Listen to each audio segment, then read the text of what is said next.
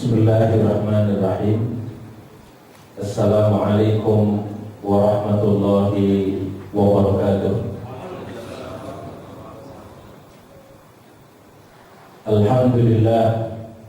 Alhamdulillahilladzi a'azzana bil Islam wa mahma ibtaghayna al-'izzata li ghairihi adallana Allah.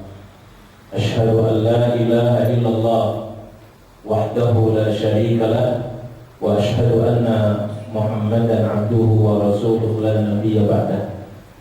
Allahumma salli ala Muhammad wa ala ali Muhammad bi rahmatika ya arhamar rahimin. Amma ba'du. Bapak dan Ibu kaum muslimin yang dirahmati oleh Allah Subhanahu wa taala, Al-Ustaz Syuhada Fakhri, Ketua Umum Dewan Dakwah yang berkenan hadir di dalam acara kita pada malam hari ini. Sudah sejak kemarin beliau hadir ke kota kita ini karena untuk acara kepedulian kita kepada masyarakat Solo yang telah kehilangan pasar lagernya. Alhamdulillah kemarin acaranya berlangsung sangat meriah dan mudah-mudahan menjadi bagian solusi yang tengah diberikan untuk umat ini kepada para masyarakat. Para hadirin yang dirahmati oleh Allah, para tamu undangan dari berbagai lembaga dan juga para pimpinan Dewan Dakwah dan pengurus Dewan Dakwah di beberapa daerah yang hadir, baik itu dari Malang, Ustaz Andre, kemudian dari Semarang, dari Klaten, dari Purwokerto dan beberapa tempat yang lain yang tidak bisa saya sebut satu persatu. Mudah-mudahan kehadiran beliau mampu menghangatkan kegiatan kita di malam hari ini.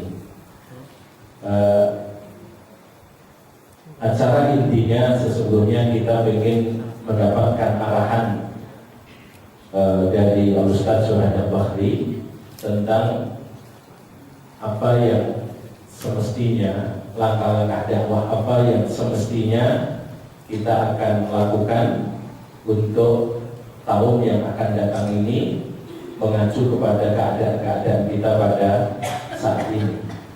Nah, sebelum kita mendengarkan lebih jauh tentang paparan beliau tentang program-program dakwah ke depan yang tentu sekaligus mengevaluasi langkah-langkah dakwah kita pada saat ini, tentu kami akan menyampaikan terlebih dahulu apa saja yang sudah menjadi pekerjaan kita pada tahun ini. Mudah-mudahan ini menjadi bekal untuk kita semua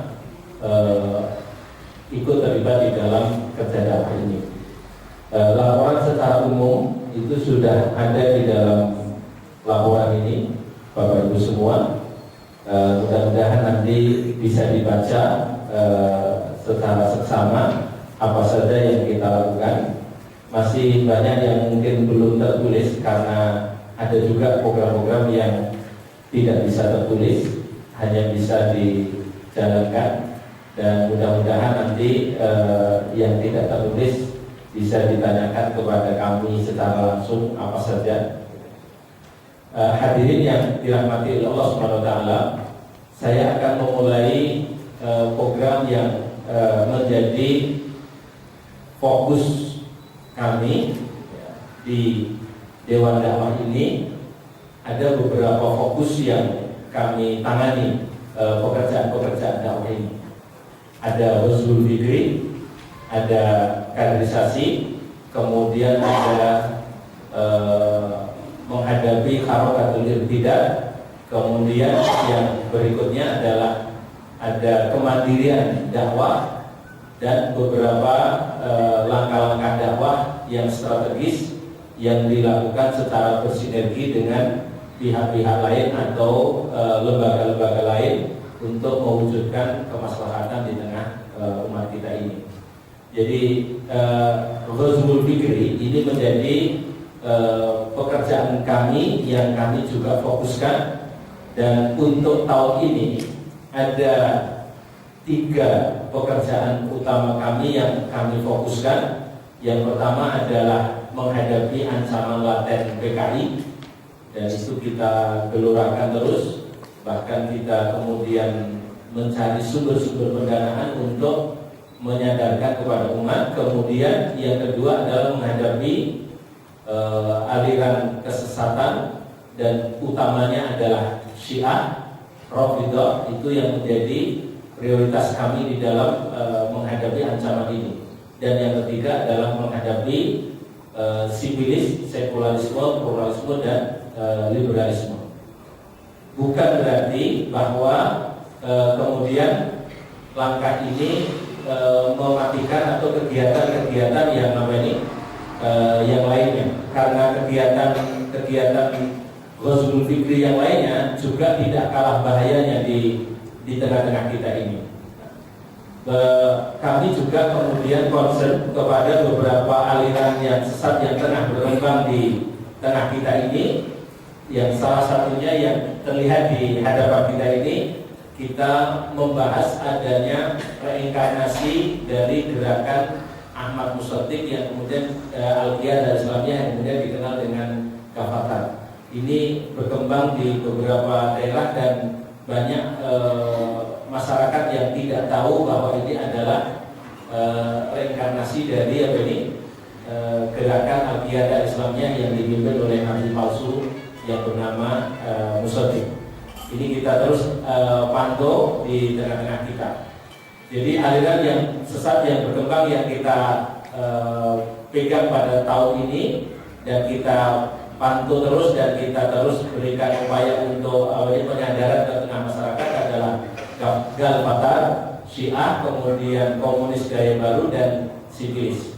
Nah, hadirin yang dirahmati Allah, adapun harakatul irtidad untuk gerakan pemurtadan, kita berkonsentrasi di beberapa daerah dan event-event tertentu yang terjadi di tengah-tengah masyarakat kita, seperti yang tengah kita beri dukungan support pendanaan pula secara media, yaitu upaya kristenisasi yang dilakukan di berbagai tempat Car Free Day, juga kemudian di lereng Merapi, di Eromongko, dengan memanfaatkan kekurangan air di daerah tersebut. Itu terjadi kristenisasi yang tentu ini adalah bagian dari pekerjaan kita untuk menghadang dari gerakan tersebut. Nah, kemudian ikhwah yang dirahmati oleh Allah Subhanahu wa taala, fokus kerja kami yang berikutnya kami namai dengan nama pembentukan kader siaga.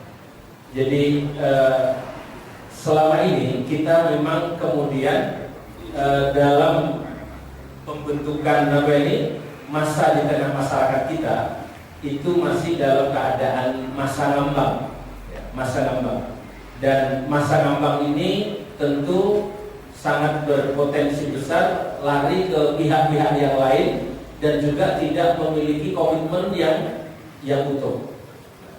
Padahal ancaman-ancaman kita, terutama ancaman laten PKI, itu sudah sangat menggulita sekali di daerah-daerah di Jawa Tengah ini, seperti di Gerabak, Magelang, kemudian di Wonogiri, bahkan di Surakarta sendiri, bahkan di Klaten sendiri, di Manis Renggo. Ini adalah ancaman-ancaman yang sangat konkret, termasuk gerakan Syiah yang sudah mulai menggunakan kekerasan.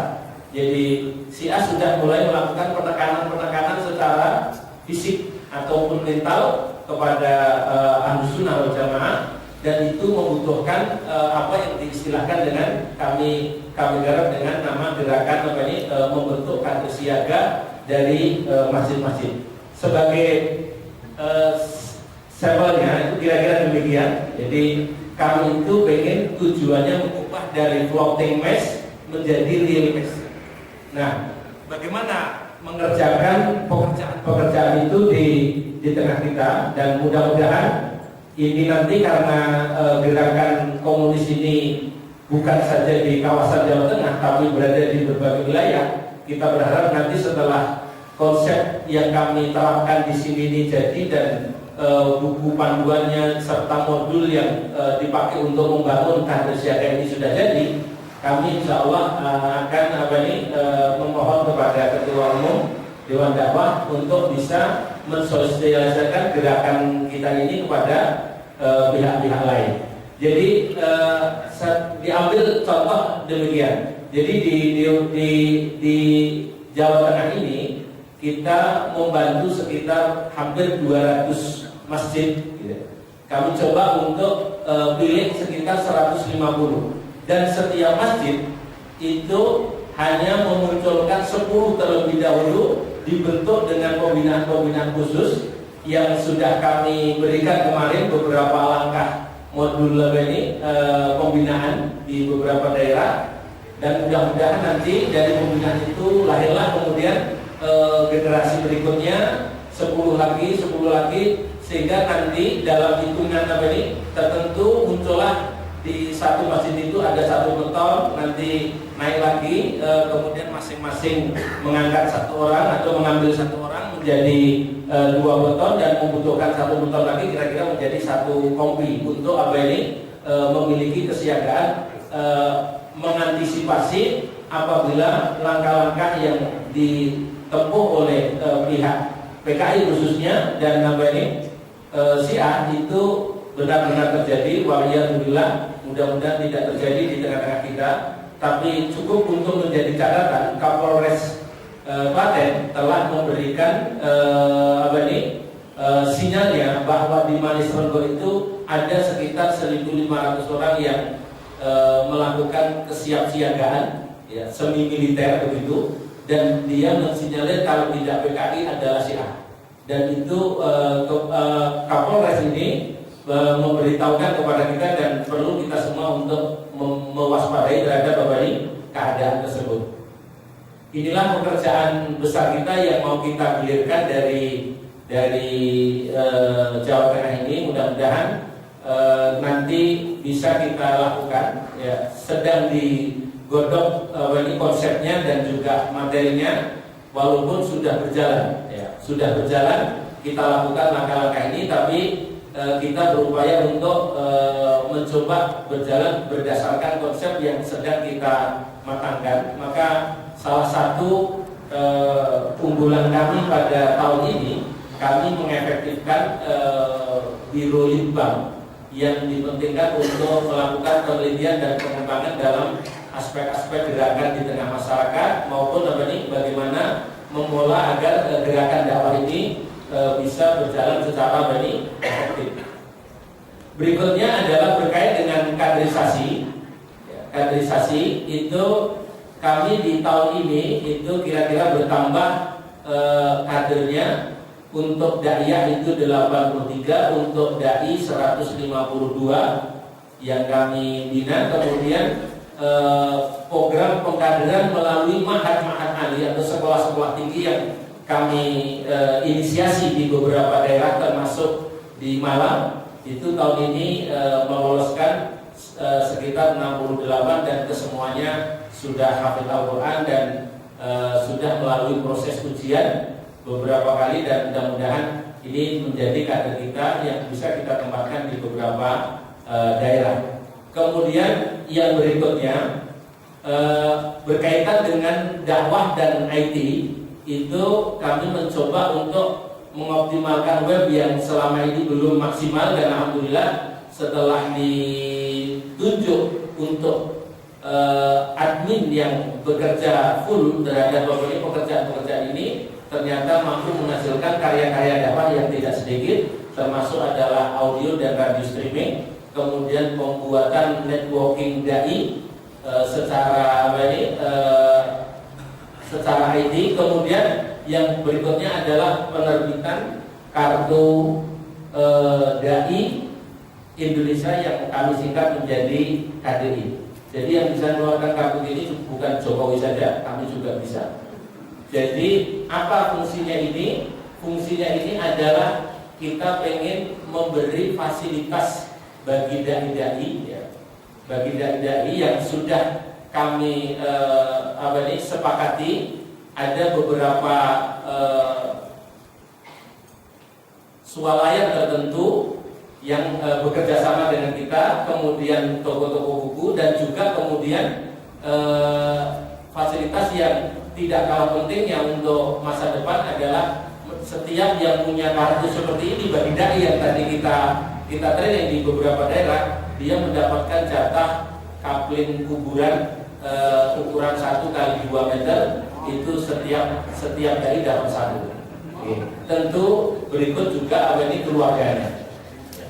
Nah, itu karena kita kemudian sekarang ini ternyata wali kota Pemkot Solo itu untuk cari tempat kuburan saja sulit. Maka kita sudah ikut serta membebaskan kuburan di beberapa daerah, dan itu kita kemudian ikut menjadikan fasilitas. Untuk itu yang bagi yang mau mengambil fasilitas yang itu yang paling cepat silahkan.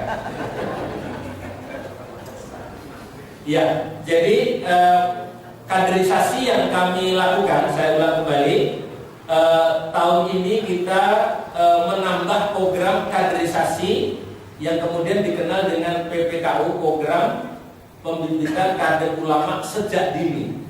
Nah, kita menggunakan kata sejak dini ini karena ada peluang yang kami terima dari beberapa sahabat kita atau kolega kita dari Timur Tengah untuk bisa mengirim kader sedini mungkin, dengan syarat lulus SD ini harus sudah selesai hafal 30 juz dan kemudian sudah bisa bahasa Arab. Dan kemudian proses itu kita lakukan seiring dengan perkembangan secara nasional apa yang diistilahkan dengan gerakan kaderisasi ulama lewat program BUTAP. Nah, mudah-mudahan ini juga bisa dijadikan masukan bagi lembaga-lembaga lain, dan mungkin juga potensi-potensi lain di berbagai daerah. Konsepnya sudah kita munculkan dan kita tinggal memperbesar di daerah-daerah yang lain. Nah, harapan kita tentu munculnya kader seperti Muhammad Al-Fatih yang pada umur 21 tahun mampu memimpin mengalahkan Konstantinopel yang sudah 860 tahun tidak bisa takluk. Dan itulah kelebihan daripada kader yang diproses sejak abadi dini. Kemudian yang kedua adalah menambah Geria Quran di Delanggu, dan itu menjadi pusat kegiatan untuk di kawasan Klaten, insya Allah atas wakaf dari seorang muslimin punya tempat dan punya rumah, dan kemudian kita hidupkan kegiatan dakwah dan kegiatan Al-Quran di tempat tersebut, dan sekaligus menjadi pusat kegiatan dakwah. Kemudian yang kedua adalah menambah sebuah tempat yang kemudian dikenal dengan Dai Training Center di Mugdal, Boyolali. Ini menarik sekali karena yang memberikan wakaf ini adalah wakil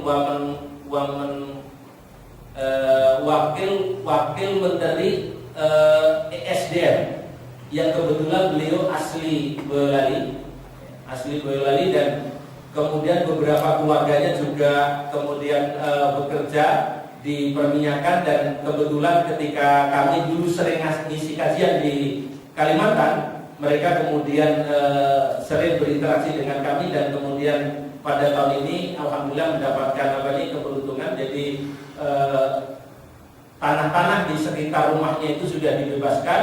Berikut dia sudah membangun sekitar bersenilai 1 M daripada bangunan Dai Training Center ini untuk membina kegiatan dai-dai di kawasan tersebut. Dan rencananya untuk di Boyolali ini akan kita jadikan sebagai pusat gerakan dakwah di tempat tersebut. Yang keempat adalah kita menambah pada tahun ini Ma'had Ali Putri atau pusat pembibitan kader yang untuk putri yang kita tempatkan di Bekasi.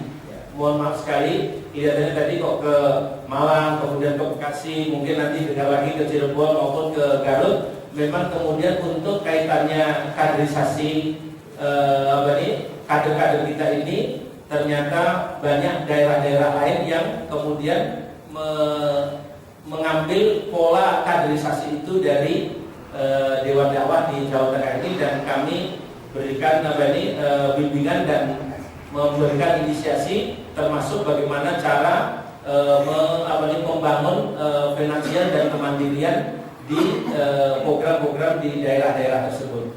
Dan untuk yang terakhir ini, sehingga ini adalah menjadi nomor 18 dari program pembibitan kader-kader yang kita lakukan di daerah-daerah dan kita melintasi tempat-tempat tersebut.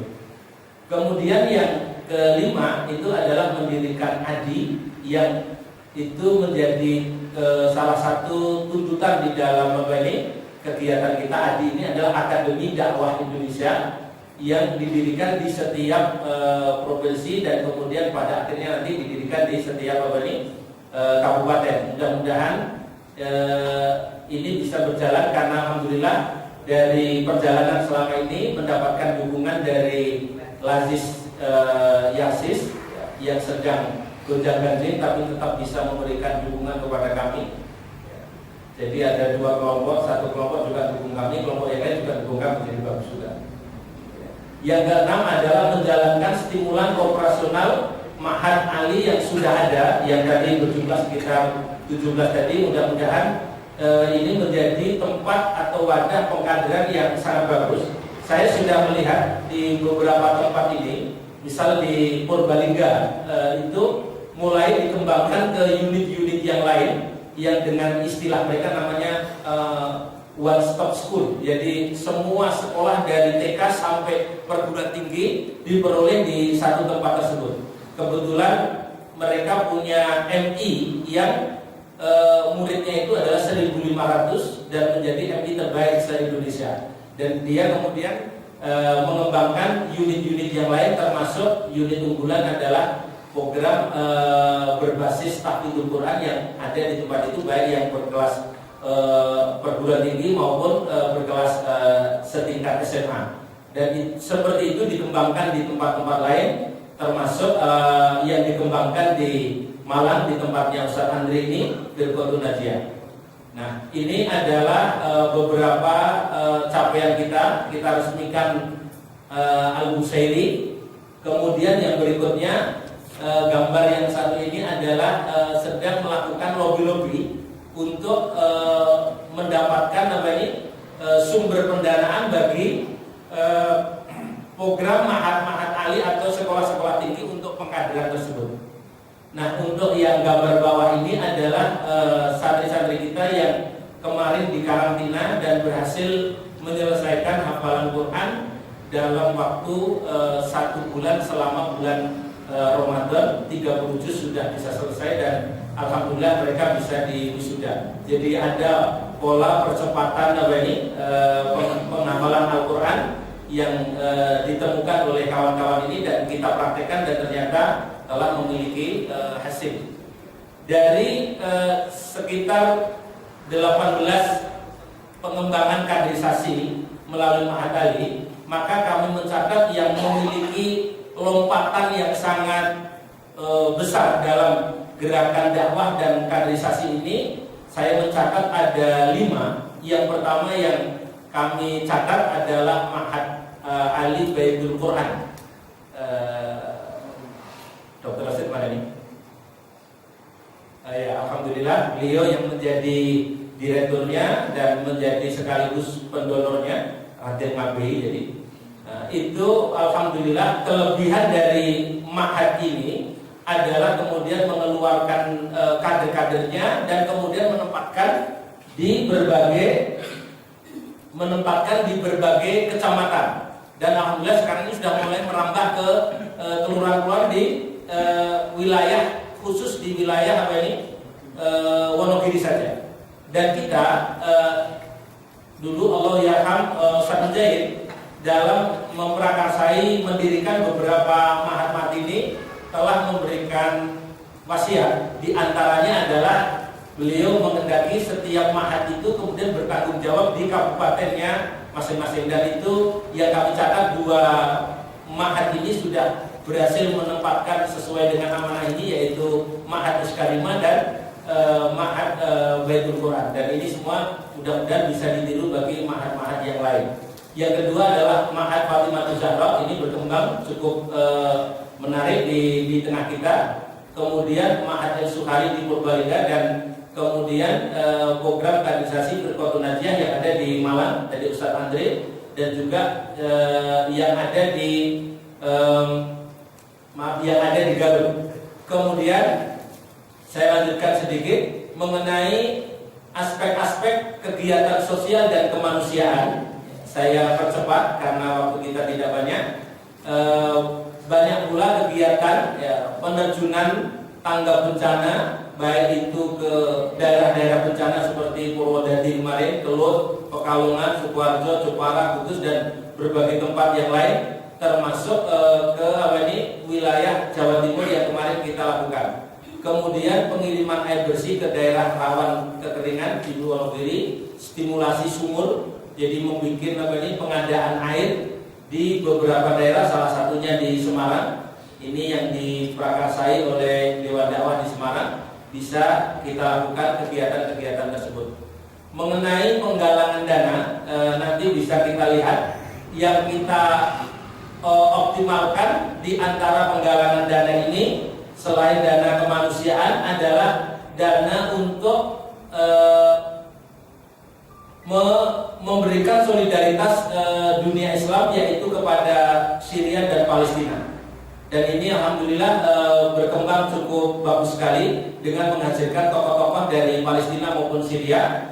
Dan alhamdulillah kemarin kita diberikan kesempatan tampil di MTA, dan dalam hal ini mampu mengirim dana lewat kami kemarin sekitar 300 juta. Alhamdulillah ini dari MTA nanti hadir, dan kami akan berikan pertanggungjawaban ini dan sudah kami kirimkan. Kemudian penataan internal itu kita coba untuk kita lakukan rapat kerja wilayah, dan begitu juga kemudian ma'had-ma'had ali program pengkaderan itu yang menjadi fokus kita koordinasi dengan baik supaya hasil-hasil kaderisasi bisa didapatkan dengan sebaik-baiknya.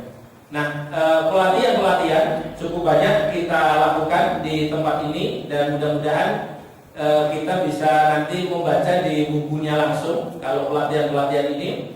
Dan yang pelatihan yang kami fokuskan tentu pelatihan untuk standarisasi imam, khatib, dai-dai di kabupaten-kabupaten. Ini ternyata belajar dari langkah yang ditempuh oleh Profesor Rafiq Karsidi di komunitas dosen UNS. Itu kemudian kita kembangkan untuk pelatihan standarisasi kemampuan bagaimana menjadi khatib yang baik, menjadi imam yang baik, dan yang lainnya. Ini yang kita lakukan. Dan kemudian saya lanjutkan masih sedikit. Untuk grafik ini adalah grafik pemasukan IDC. Jadi nanti ada dana non IDC, ada dana IDC. Jadi total yang kami terima yang dari IDC saja itu sekitar 1,3 M. Kemudian pengeluarannya adalah 1,3 juga. Jadi kita lagi tekor sekitar 3 juta ini. Kemudian lazis, keuangan lazis juga kita peroleh, baik yang yang mau dicatat maupun yang tidak mau dicatat. Jadi tidak sedikit yang tidak dicatat di dalam hal ini, tapi tetap di dalam internal kami kita catat. Kemudian penerbitan dan percetakan, kita selama tahun ini mencetak 12 buku, 12 majalah, kemudian penerbitan brosur dan penerbitan panduan kader siaga, kemudian buku tentang pengenalan bencana dan yang lain-lain. Kemudian yang menarik pula pada tahun ini banyak tanah-tanah wakaf yang diserahkan kepada kami untuk kepentingan pengembangan dakwah. Dan yang masih menjadi PR bagi kami adalah dua kapling di Semarang yang kemudian pihak pemberinya, penghibahnya diminta untuk dijual saja, dan sudah kita tanyakan nilainya sekitar 960 juta, belum kelar karena banyak beberapa kendala yang belum selesai. Maka kita harapkan Pak Deden di Dewan Dakwah Semarang ini bisa segera menyelesaikan PR kita ini untuk kegiatan dakwah yang lainnya. Hadirin yang dirahmati oleh Allah, demikian paparan program kami ini. Nanti insya Allah akan kita dengarkan bagaimana langkah-langkah dakwah yang lain yang kita akan lakukan. Sedikit kita sampaikan, jadi tahun ini armada dakwah kami itu berjumlah sepeda motor berjumlah 24, mobil berjumlah 4, dan mobil tangki 1. Dan semua ini alhamdulillah tidak ada yang bayar, semuanya hibah dari para muslimin, alhamdulillah. Dan mudah-mudahan ini bisa menjadi dorongan bagi yang lain atau dewan dakwah yang lain atau lembaga yang lain bisa mengorganisir dengan cara-cara yang demikian. Terima kasih bapak-bapak dan ibu-ibu semua. Ini adalah sekilas dari paparan kami. Mudah-mudahan apa yang kami sampaikan ini nanti bisa diberikan masukan ketika pada acara berikutnya setelah kita mendengarkan paparan langkah-langkah kita ke depan. Sekian, wabillahi taufiq wal hidayah. Assalamualaikum warahmatullahi wabarakatuh. Saya mengucapkan kepada Ustaz Sumanda yang telah menyampaikan laporan secara singkat perjalanan dakwah Dewan Dakwah Islamiyah Provinsi Jawa Tengah selama 1 tahun. Yang menarik Bapak Ibu sekalian, dari kantong kaderisasi itu yang ada di Purbalingga, waktu kita berkunjung ke sana ini, ibunya namanya, kalau kita manggil yang ibu, dia punya program dengan adanya Muhammad Ali Suhari. Akhirnya dari situ punya gagasan, dan ini sudah tergeser beberapa tempat, bagaimana menciptakan, mendirikan geria-geria Al-Quran di pojok-pojok Kabupaten Purbalingga. Dan kebetulan beliau punya 8 anak, dan 8 anak ini sekarang sudah mengaku ataupun memiliki satu geria Al-Quran. Dan ini nanti bisa ditularkan di tengah-tengah di masyarakat kita, insya Allah. Bapak Ibu saudara sekalian, untuk acara selanjutnya yaitu pandangan umum pimpinan pusat Dewan Dakwah Islamiyah Indonesia yang akan disampaikan langsung oleh Syekhuna Kiai Haji Syuhada Bahri. Waktu dan tempat kami aturkan. Allahul Ustaz.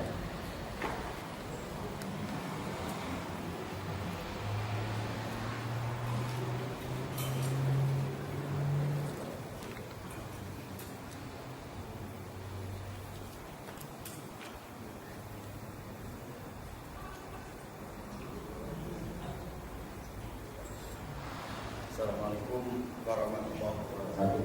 Waalaikumsalam. Alhamdulillah wa la haula wa la quwwata illa billah. A'udzu billahi minasy wa bi islami wa bi Muhammadin sallallahu alaihi wasallam nabiyya wa ba'd. Bapak dan Ibu yang saya hormati, tidak ada kata yang lebih pas untuk mengomentari apa yang sudah disampaikan